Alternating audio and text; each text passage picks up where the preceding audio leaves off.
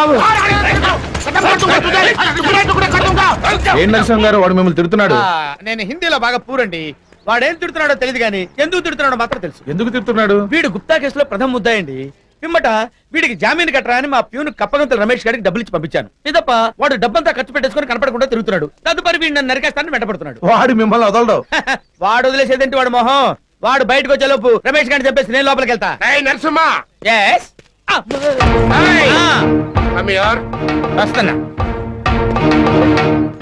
ఏంటి ఆ మస్తాన్ గడ్ నేను చంపుతాను ఛాలెంజ్ చేసి వెళ్తున్నాడు? చాలా అన్యాయం కదా సార్. నేనుండగా వాడిని చంపలేడు. Thank you sir.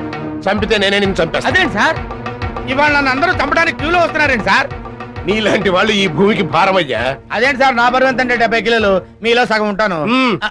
ఏడ్సంలే. ఆ మస్తాన్ నా రైట్ హ్యాండ్ అయ్యా. వాళ్ళు లోపల ఉంటే నేను హత్యలు ఎవరితో చేయించను?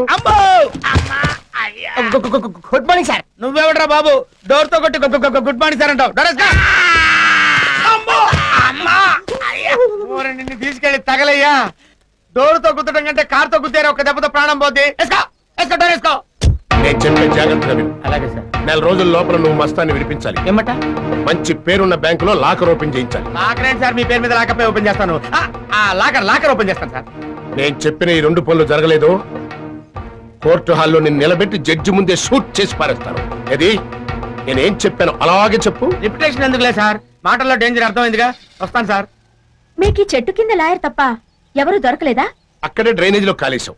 ఈ రోజుల్లో చాలా మంది రాజకీయ నాయకులు పక్కన అసమర్థులు పెట్టుకుని షైన్ అయిపోతున్నారు. నేను అదే టైప్. ఏది నేనేం చెప్పాను అలాగే చెప్పు.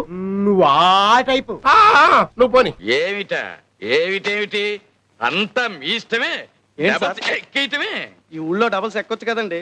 ఎంతో కాలం నుంచి కలిసి తిరుగుతున్నాం, ఎవరు మమ్మల్ని ఆపలేదు. ఆపలేదు. రూల్స్